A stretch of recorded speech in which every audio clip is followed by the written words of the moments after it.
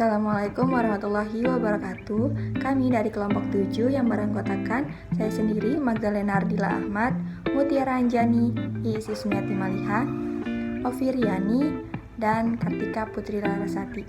Di sini kami akan menyampaikan beberapa hal terkait stroke hemoragik. Yang pertama ada etiologi. Stroke hemoragik disebabkan oleh arteri yang mensuplai darah ke otak pecah. Pembuluh darah pecah umumnya terjadi karena arteri tersebut berdinding tipis berbentuk balon yang disebut aneurisma atau arteri yang lecet bekas plaka aterosklerotik. Nah, penyebabnya ini terjadi karena peningkatan tekanan darah yang mendadak tinggi dan atau oleh stres psikis berat. Peningkatan tekanan darah yang mendadak tinggi juga disebabkan oleh trauma kepala atau peningkatan lainnya seperti mengedan, batu keras, mengangkat beban, dan sebagainya. Selanjutnya yaitu ada faktor resiko. Faktor resikonya terbagi menjadi dua bagian, yaitu faktor resiko yang dapat dirubah dan yang tidak dapat dirubah. Yang pertama ada faktor resiko stroke yang dapat dirubah, seperti hipertensi, diabetes mellitus, kadar hematokrit tinggi, dan kebiasaan sehari-hari.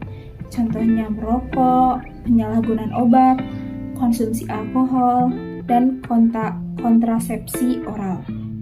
Dan yang kedua yaitu faktor resiko yang tidak dapat dirubah, seperti usia, jenis kelamin, riwayat keluarga atau keturunan, penyakit jantung koroner, fibrasi atrium, dan heterozigot atau homocysturia.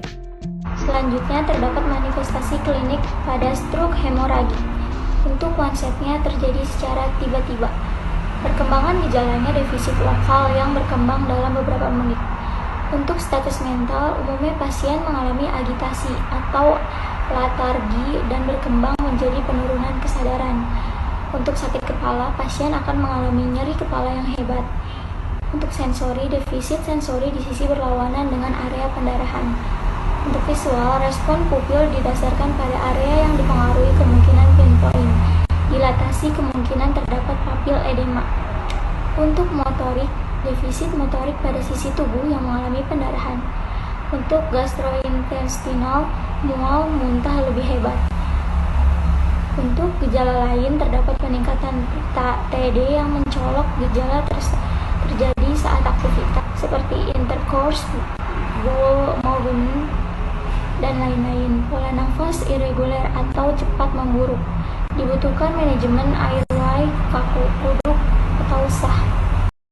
Gejala stroke hemoragik bervariasi tergantung dari lokasi pecahnya pembuluh darah atau jenis stroke hemoragik yang dialami pengidap. Perdarahan intracerebral umumnya timbul tanpa peringatan dan memburuk setelah 30 hingga 90 menit. Gejala antara lain: yang pertama, kelemahan mendadak; yang kedua, kelumpuhan atau mati rasa di bagian tubuh manapun; yang ketiga, kesulitan berjalan; yang keempat, ketidakmampuan dalam berbicara atau ketidakmampuan dalam mengontrol gerakan mata yang wajar; yang kelima, muntah; yang keenam, pernapasan tidak teratur; yang ketujuh, pingsan; yang kedelapan, kehilangan kesadaran.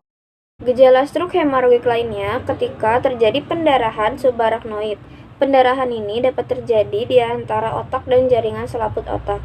Gejalanya antara lain sakit kepala yang sangat parah dan tiba-tiba, kebingungan, kekakuan leher, ketidakmampuan dalam melihat cahaya terang, mual dan muntah, pusing, kejang, hingga koma. Sekian dari kelompok kami, semoga bermanfaat. Assalamualaikum warahmatullahi wabarakatuh.